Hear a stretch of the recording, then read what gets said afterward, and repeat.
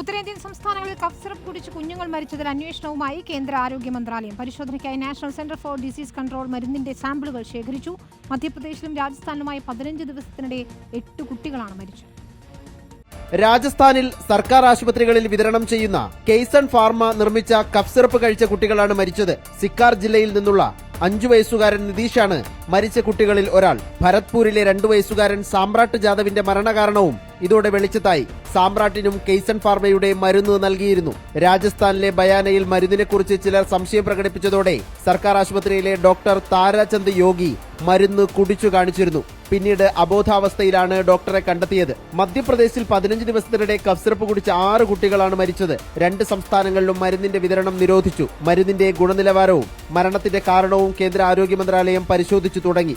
National centre for disease control സാമ്പിളുകൾ ശേഖരിച്ച് പരിശോധനയ്ക്കയച്ചു. മരുന്നുകളുടെ ഗുണനിലവാര പരിശോധനയ്ക്ക് പൂനെ ആസ്ഥാനമായി പ്രവർത്തിക്കുന്ന ഫുഡ് ആൻഡ് ഡ്രഗ്സ് അഡ്മിനിസ്ട്രേഷനും നിർദ്ദേശം നൽകി. റിപ്പോർട്ടർ, ദില്ലി.